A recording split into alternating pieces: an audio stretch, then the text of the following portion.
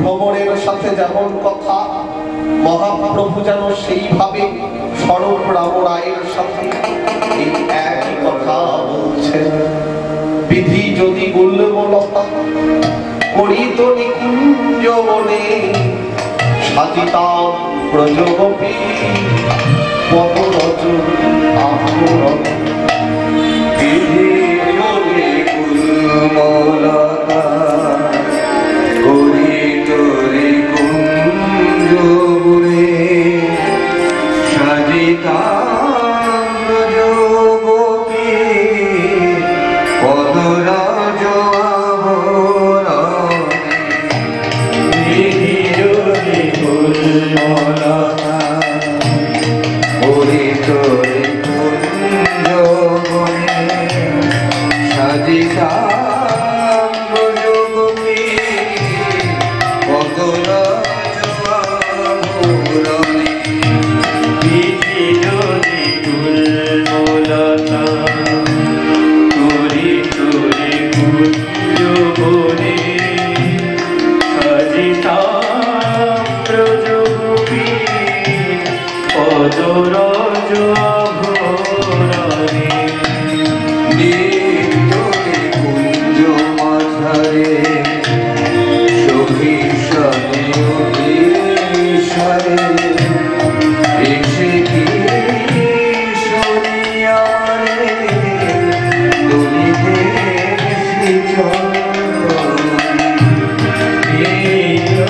কুঞ্জ মাঝারে সহিষ্ণে অভিসারে, এসে কি শনিয়ারে দলিতে চলবে।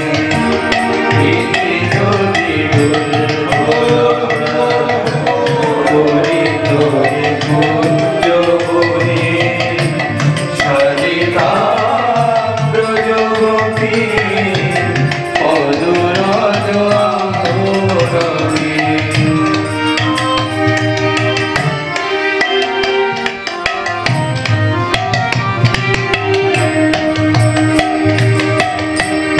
হাতে বাঁশি কালো শশী, নিকুঞ্জ কাননে বসি। হাতে বাঁশি কালো শশী, নিকুঞ্জ কাননে বসি। সুখে রহিতে বসে, সুখে রহিতে বসে। মোবাই গাই শানে সাজিতাম ব্রজগোপী পদরজ কুঞ্জ বনে, সাজিতাম ব্রজগোপী পদরজ আভরণে।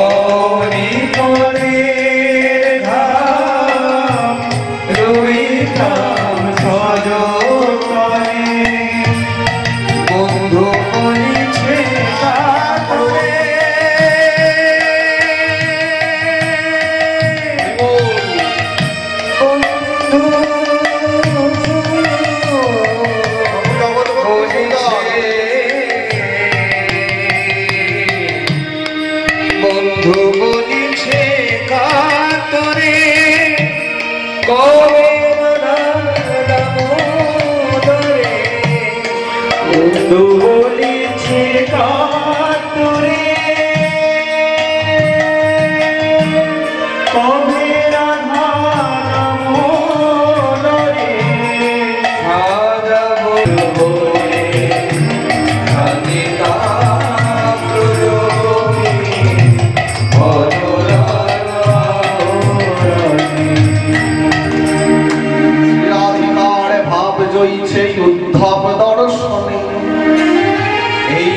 দশা প্রভুর হয় রাত্রি দিনে।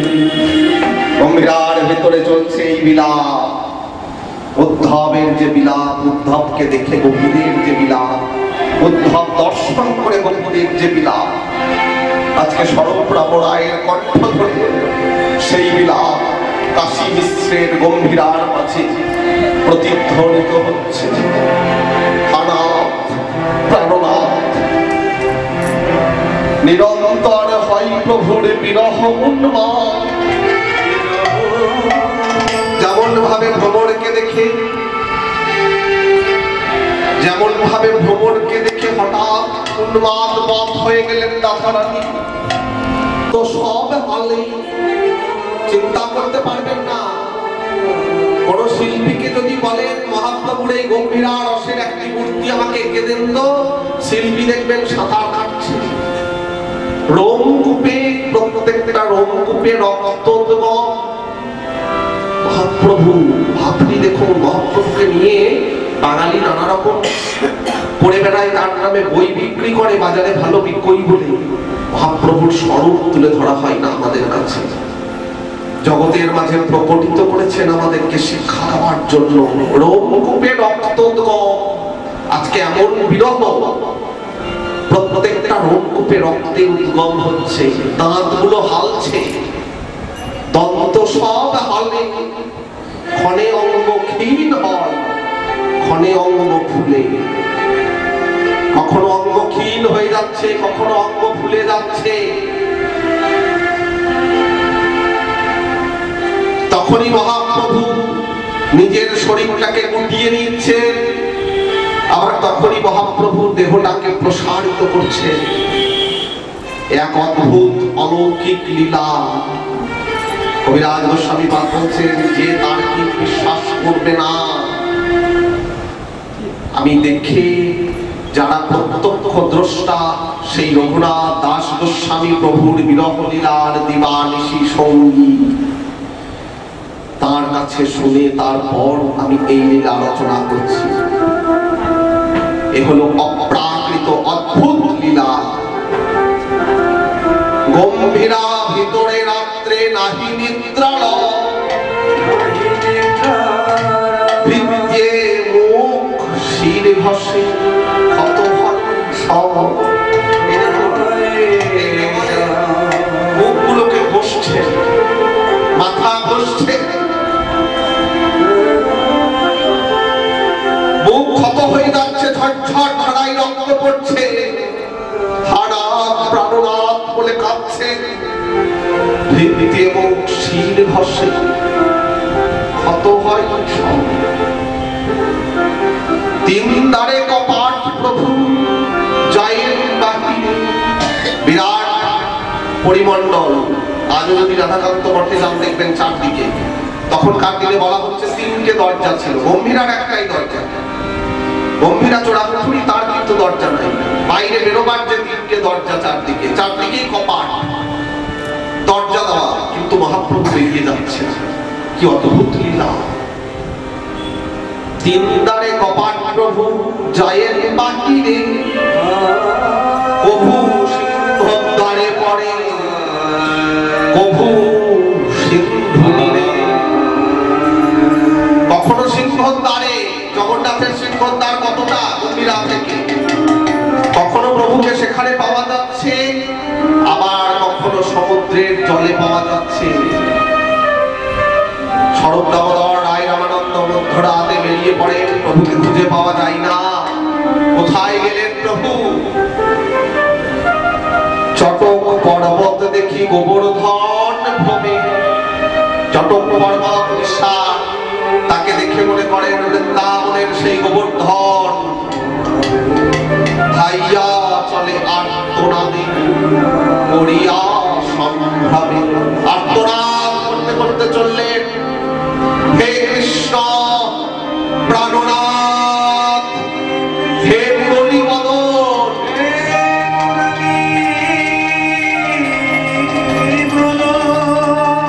হে ব্রজেন্দ্র নন্দন,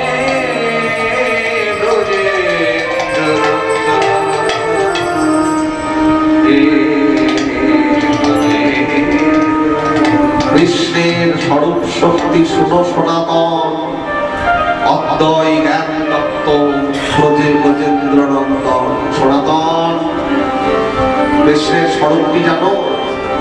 তিনি অদ্বয় জ্ঞান তত্ত্ব, যাকে জানাই এই জগতে জীবের একমাত্র কর্তব্য। তিনি জ্ঞান স্বরূপ, সব চিৎ আনন্দময় কৃষ্ণের স্বরূপ। অতএব স্বরূপ শক্তি হয় তিন রূপ। সদাংশে সন্ধিনী আনন্দাংশে লালিনী, চিদাংশে সম্বিত যারে জ্ঞান পরিমাণী। তিনি অদ্বয় জ্ঞান তত্ত্ব, যাকে জানলে আর কিছু জানার বাকি নাই। তস্মিন বিদ্যাদিস্যা, একমাত্র তিনি এই জগতে জানবার বিষয়। তিনি হলেন ব্রজেন্দ্র নন্দন, অদ্বয় জ্ঞান তত্ত্ব স্বরূপ। মহাপ্রভুর ভেতরের ভাবের স্বরূপ হচ্ছেন সেই জ্ঞান তত্ত্ব স্বরূপ ব্রজেন্দ্র নন্দন। উপবনোদ্যান দেখি বৃন্দাবন জ্ঞান,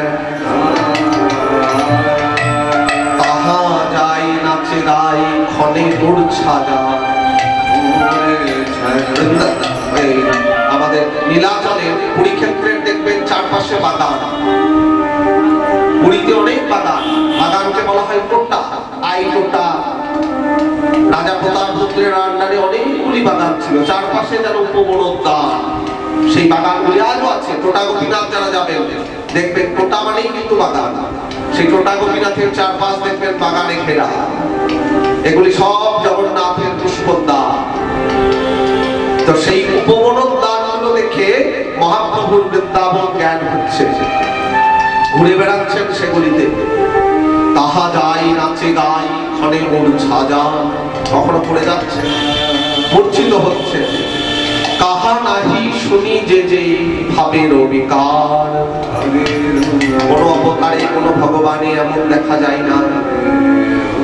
কোন ভগবান কৃষ্ণ বলুন, রামচন্দ্র বলুন, যত যতই অবতার, নৃসিংহ বামন আদি বলুন, কেউ কিন্তু এমন রূপ প্রকটিত করতে পারেন নাই, এমন স্বরূপ দেখাতে পারেন নাই। আজ মহাপ্রভু যে লীলা প্রকট করলেন, কাহা নাহি শুনি যে ভাবের বিকার। সেই ভাব হয় প্রভু শরীরে প্রচার। সেই ভাব প্রভুর শরীরের মাঝে আজকে দেখা যাচ্ছে। হস্তপদের সন্ধি সব বিতস্তি প্রমাণে। এই যে বিতস্তি প্রমাণে যেন হাতের পায়ের যে জয়েন্ট গুলো সন্ধি, সেই জয়েন্ট গুলো যেন ভেতরে ঢুকে যাচ্ছে। হস্তপদের সন্ধি সব বিতস্তি প্রমাণে, জয়েন্ট গুলো ছেড়ে যাচ্ছে। সন্ধি ছাড়ি ভিন্ন রহে চর্ম রহে স্থানে। চিন্তা করতে পারবেন এই স্বরূপটা? এই জয়েন্ট গুলো সব ছেড়ে গিয়ে দেহটা থেকে যেন আলাদাভাবে চামড়া গুলো পড়ে রয়েছে। সন্ধি ছেড়ে চামড়া গুলো পৃথক হয়ে যাচ্ছে। কোন শিল্পীকে বলুন এমন একটি স্বরূপ আঁকতে। অচিন্তনীয় মহাপ্রভুর এই লীলা। হস্তপদ শীর্ষ শরীর ভিতরে প্রবিষ্ট হয় কুর্মরূ দেখিয়ে প্রভুরে। কখনো কুর্মাকৃতি কচ্ছপের মতো দেহর সব হস্তপদ শিরকে তিনি ঢুকিয়ে দিচ্ছেন। এই মতো অদ্ভুত ভাব শরীরে প্রকাশ। মনে দে শূন্যতা পাচ্ছে হাহা হুতাশ। মনে যেন শূন্যতা। আমি কুঞ্জ সাজিয়ে রাখলাম বধূ, আমার প্রাণবধূ তো আজ এলো না। আমি কুঞ্জ মাঝে প্রদীপ জ্বালিয়ে তাকে বরণ করার জন্য আকুল হয়ে রইলাম। কিন্তু আমার প্রাণনাথ প্রাণনা সেই যে আমায় ছেড়ে গেল, আর তো আমার কুঞ্জ মাঝে এলো না, কুঞ্জ মাঝে এলো না। কাহা করো কাহা পান ব্রজেন্দ্র নন্দ কাহা মোর প্রাণনা মুরলী বদন। কোথায় আমার সেই প্রাণনাথ মুরলী বদন, মুরলী কোথায় তার সেই মধুমাখা মূরতি খানি, তাহারে কহিব কেবা জানে মোর দুঃখ। কাকে বলবো? স্বরূপ রামরায় বিনা বলবার রসের লোক নাই। ব্রজেন্দ্র নন্দন বিনু ফাটে মোর বুক। এই মতো বিলাপ করে বিহ্বল অন্তর, রামের নাটক শ্লোক পড়ে নিরন্তর।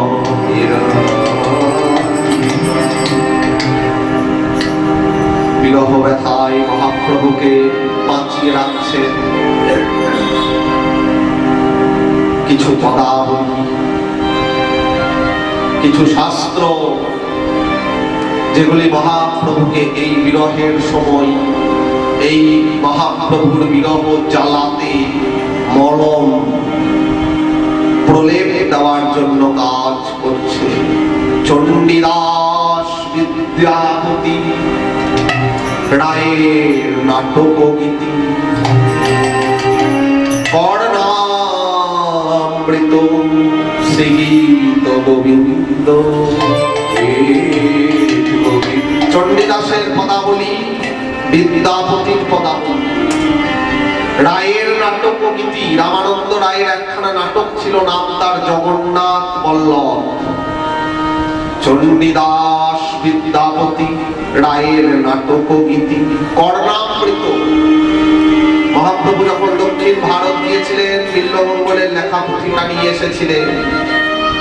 রাধা ভাবনার গোপী প্রেমের সর্বশ্রেষ্ঠ পরাকাষ্ঠা যে গ্রন্থে রচিত হয়েছে, মহাপ্রভু সেই গ্রন্থখানা বুকে করে নিয়ে এসেছিলেন। কর্ণামৃত শ্রীগীত গোবিন্দ, জয়দেবের গীত গোবিন্দ, এইগুলি মহাপ্রভুকে বাঁচাচ্ছে। মহাপ্রভু রাত্রি দিনে স্বরূপ রামানন্দ শোনে, তাই শোনে পরম আনন্দ। এইগুলি মহাপ্রভুকে যেন বাঁচিয়ে রেখেছে। মহাপ্রভু প্রতিনিয়ত তার সেই উদ্ঘূর্ণা, তার সেই প্রলাপ, তার সেই বিরহ জ্বালার উপশমকারী হিসাবে শেষ 12টা বছর এইভাবে কেঁদে কাটিয়ে দিলেন। কেন কাঁদছেন? এই কলির জীব,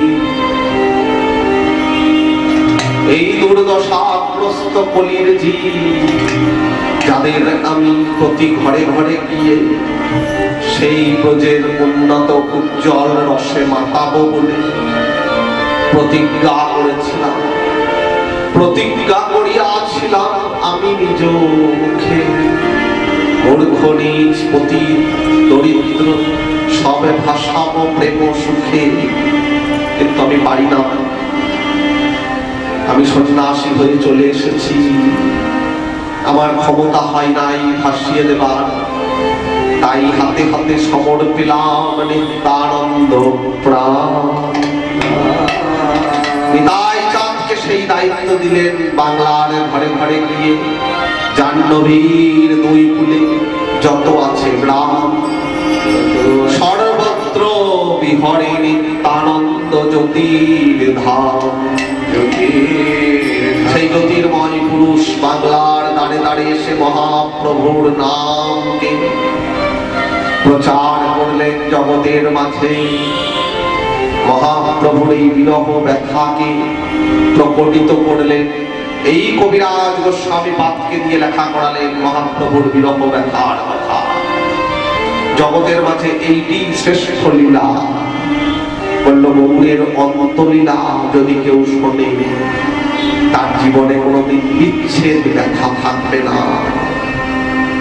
এই হলো মহাপ্রভুর বিরহ ব্যথা, মহাপ্রভুর অনবরত যে সুখ, এ সুখ এক অনন্য সুখ, বিচ্ছেদ তবু সুখ।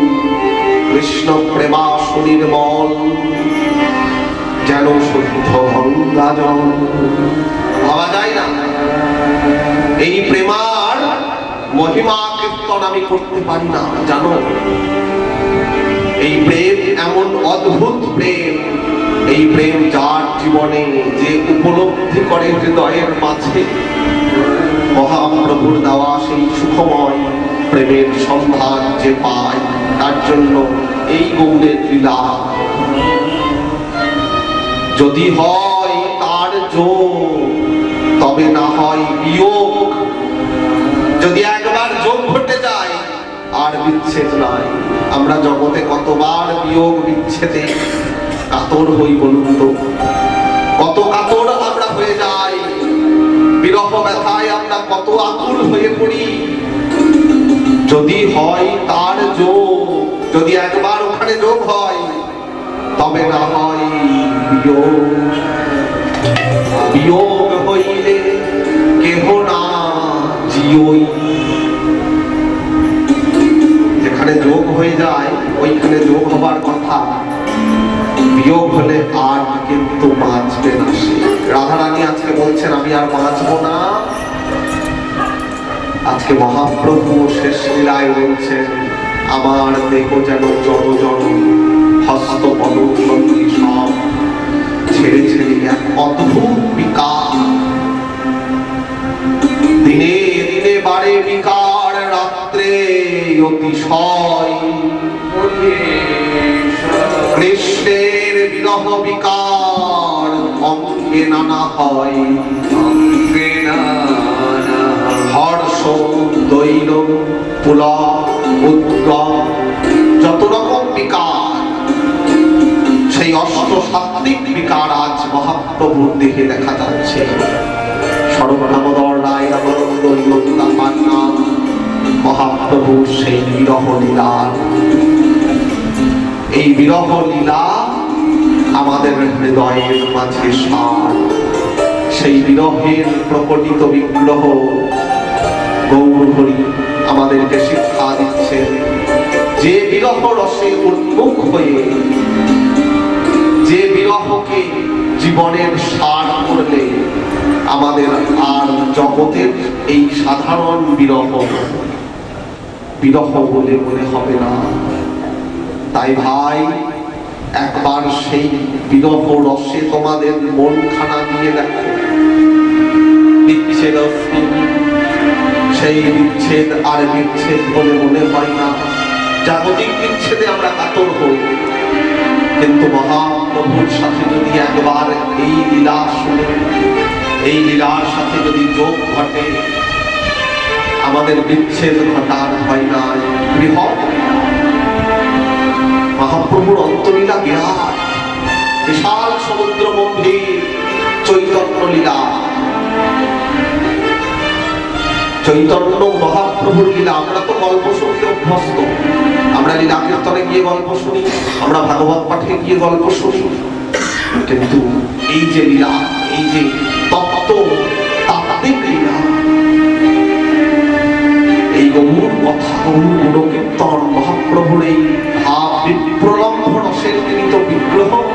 সার্বভৌম ভট্টাচার্য বলছেন জগতের মাঝে বৈরাগ্য বিদ্যাকে শিক্ষা দেওয়ার জন্য মহাপ্রভুর আশা।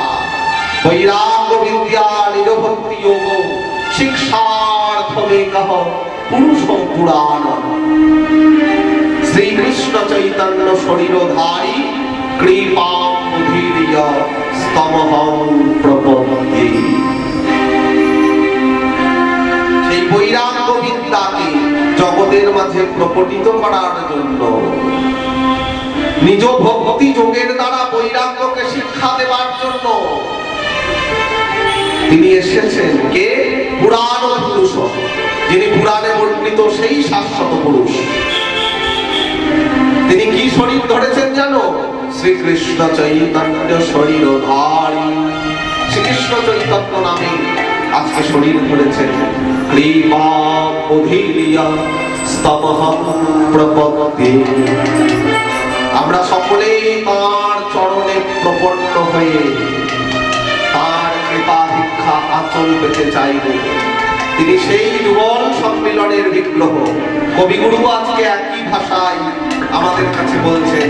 এই দেখুন, রবীন্দ্রনাথ ঠাকুর বিশ্বকবি, মহাপ্রভুর যুগল সেই রূপ। আজকে তোমরা মহাপ্রভুর বিরহ লীলা শুনছো, কিন্তু তিনি কে জানো? আনন্দ লীলাময় বিগ্রহায়। তিনি আনন্দের মূর্তি গো।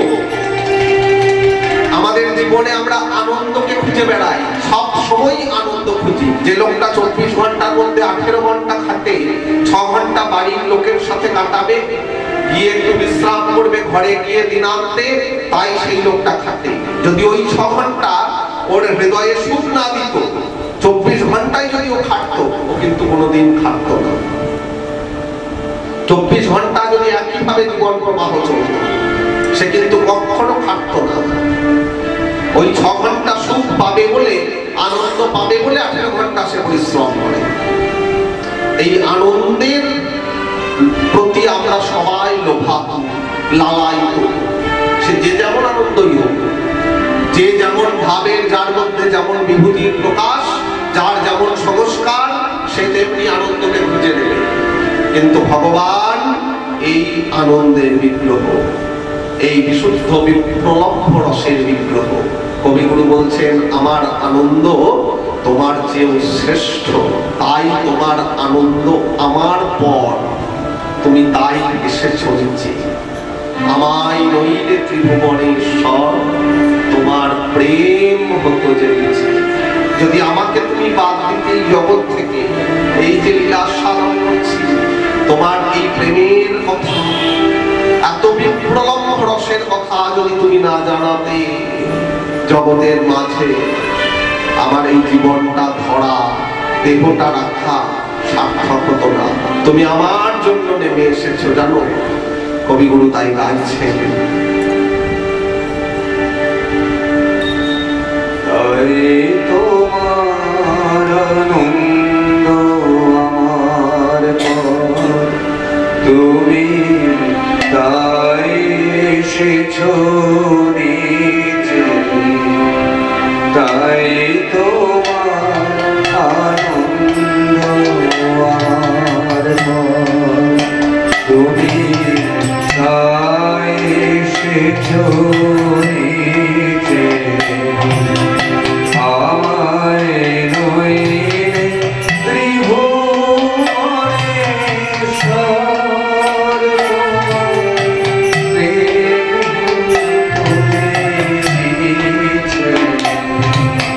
তাই তোমার আনন্দ আমার পর, তুমি তাই এসেছো নিচে।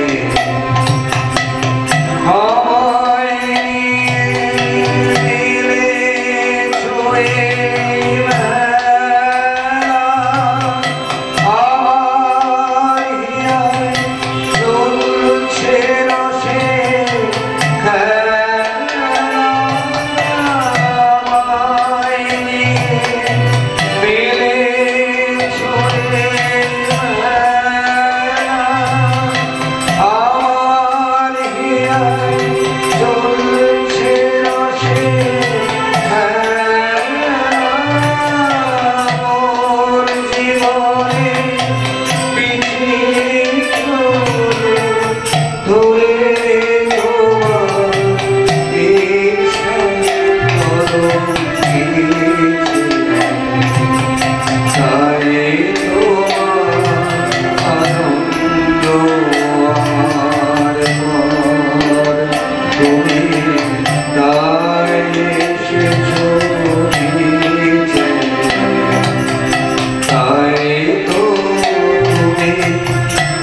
রাজা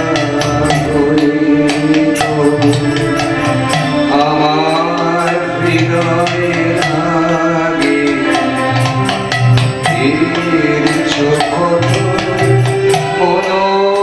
মনোহর বেশে প্রভু মৃত্যু অচলায় তারে তো প্রভু যেথায় রে তোমারিকে ভক্ত প্রাণে প্রেমে যেথায় রে তোমারিকে ভক্ত প্রাণে প্রেমে মূর্তি তোমার যুগল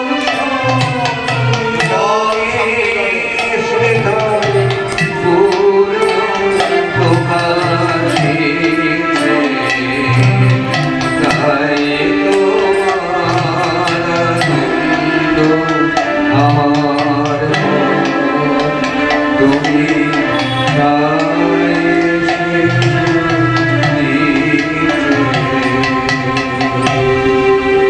তোমার যুগল সম্মিলনে মূর্তি যেন প্রকাশ পেয়েছে, রাধা কৃষ্ণ মিলিত তনু তুমি।